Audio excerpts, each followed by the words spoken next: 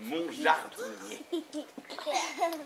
Mon bon Clément met des tuteurs aux glaïeuls.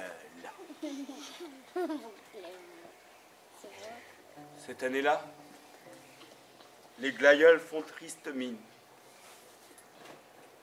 Les pieds sont jaunés. Les grandes feuilles, en forme de glaive, retombent. Ça et là, marbrées de roux. Et les hampes sortent, tortillées et veulent, montrant les spattes roussies par les coups de soleil.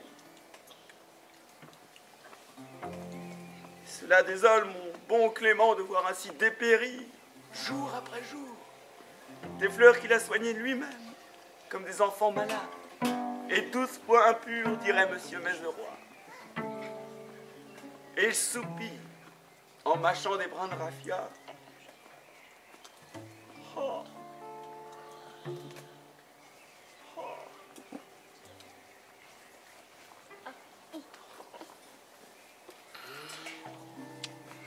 Et je soupire avec lui, car je sais que je n'aurai pas la joie de voir fleurir ces fleurs que j'aime parmi toutes les fleurs. Ces fleurs que créa ce suprême artiste, Victor Lemoine, et auquel il donna le visage des fées et les ailes des oiseaux magiques. Avec d'infinies précautions, pour ne point froisser l'oignon, Clément enfonce les tuteurs dans la terre et attache ensuite la hampe fragile. Chaque fois, comme un refrain de navrante romance, il soupire. De beaux glaïeuls comme cela. Oh, oh, oh.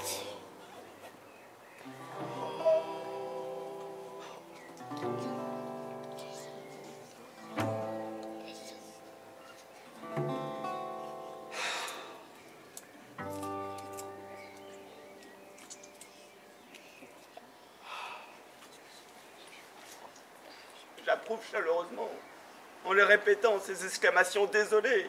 Et je demande, mais à quoi attribuez-vous cela, Clément?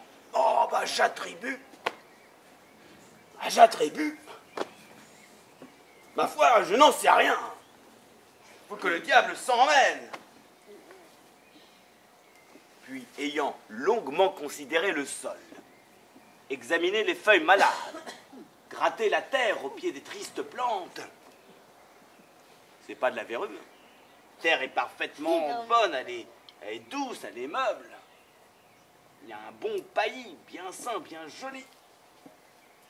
C'est à n'y rien comprendre. Cependant, Clément, il y a une cause. Clément se redresse, met sa serpette dans la poche et, les mains sur les hanches, les coudes écartés, il dit d'un ton sévère, grave, professoral: si monsieur veut connaître mon opinion, eh bien je crois qu'il y a eu un contact. Voilà, monsieur, ce que je crois. Un contact, Clément? Oui, monsieur, et même un fort contact. Clément, mais vous m'effrayez. Et quel est ce contact? Clément ne répond pas. Mais je vois à son visage, la disposition de ses gestes, à la manière dont il cale ses deux pieds dans la terre, qu'il va me conter une longue histoire. Et en effet, il s'essuie la bouche et il commence ainsi. En 1854. Oui, c'était bien en 1854. J'étais jardinier-chef chez Monsieur Quesnay. Vous avez peut-être connu Monsieur Quesnay. Il avait fait fortune dans les cuirs. Ah, le bonhomme! Ah, le bon monde que c'était! Chaque matin, il venait me voir, comme fait monsieur, mais il avait une robe de chambre, un carreau vert et une toque de velours. Et il me disait, avec son bon sourire: ah, ah, ah, monsieur Kenner. Eh bien, Clément et la goutte. Oh, ma foi, c'est pas de refus. Et il sortait de la poche de sa robe de chambre à carotère une bouteille de vieux et faudra surtout pas dire à Germaine qui me recommandait. Et je buvais la goutte. Ah, le bon cognac. Ah, le bon monde. C'est comme mademoiselle Germaine. Ah, la belle demoiselle. À 14 ans, elle était aussi grande que moi. Et rouge. Et forte. Avec des mains grosses comme ça. Chaque après-midi, elle venait me voir au fleuriste. Si j'étais au fleuriste, au potager, si j'étais au potager. Et elle me disait... Tiens Clément, un petit verre de vin blanc. Et elle sortait d'un panier d'osier une bouteille de vin blanc et un verre. On va surtout pas le dire à papa. Qu'elle me recommandait. Ah, le bon monde. Il n'y a plus de bon monde comme ça à présent, hein.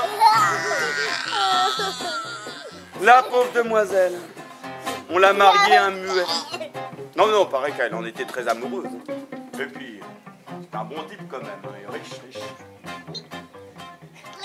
Malheureusement, il savait pas parler. Il savait que dire gna, gna, gna, gna. Ah, le bon muet. Tenez, le jour de son mariage, mais j'interromps l'histoire, qui, si je la laisse aller, va s'augmenter de 1000 autres histoires, ne s'arrêtera jamais. Tout ça ne me dit rien sur ce fameux contact, Clément. C'est vrai, j'oubliais.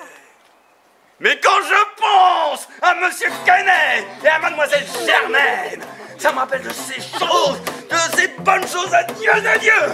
Et pour me prouver de manière irrécusable l'excellence du bon monde des Canet, il s'arrache les cheveux, se jette sa casquette dans l'allée. Parlez-moi du contact, mon brave Clément.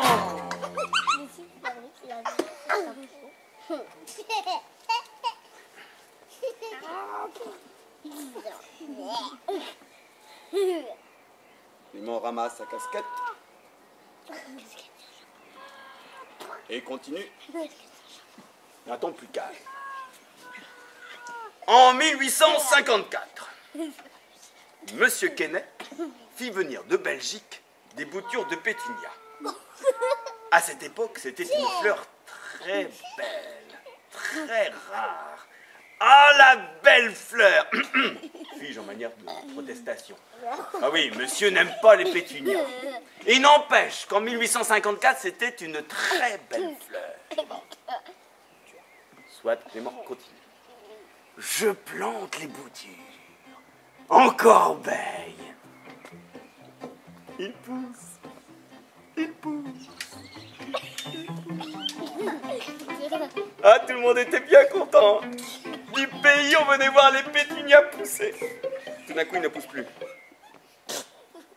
Et même, ils jaunissent. Et à la fin des fins, ils crèvent. Tous. Excepté un seul. Madame.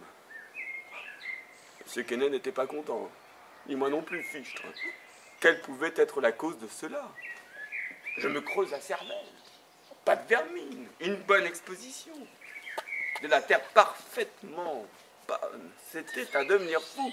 Je n'étais pas loin de penser qu'il y eut quelques diableries là-dessus. Quand, un soir, tard, qui est-ce que je vois sur la corbeille de pétunia? La cuisinière, accroupie, et qui pissait.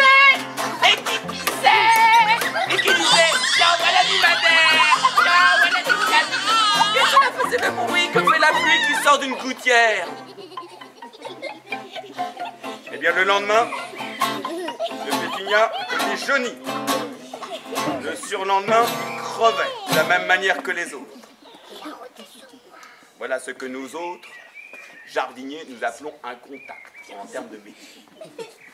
Eh bien, les glaïeuls de monsieur ont ici droit à un contact, et même un fort contact.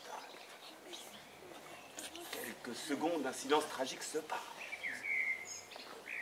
Les abeilles bourdonnent autour de nous, les espaliers craquent sous l'ardent soleil, avec une dignité superbe.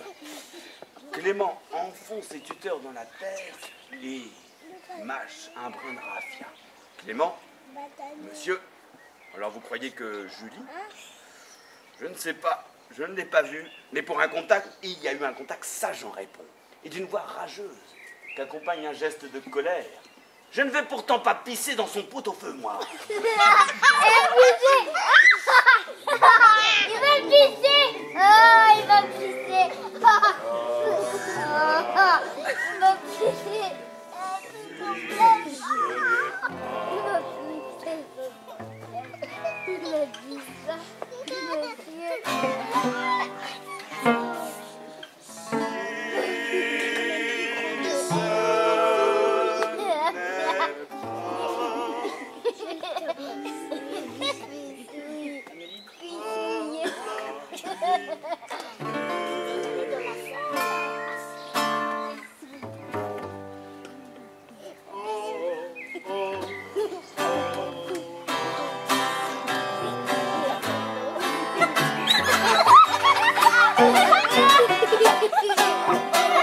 Le bon glaïeul comme cela, si ce n'est pas.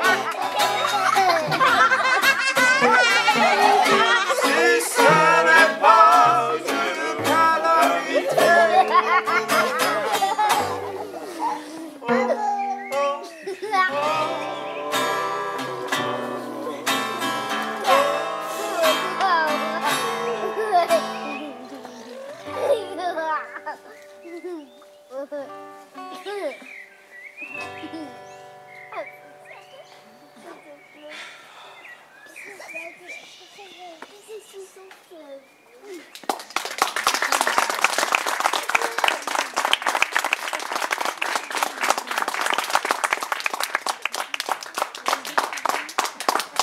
Est-ce que vous voulez une histoire qui fait peur? Oui.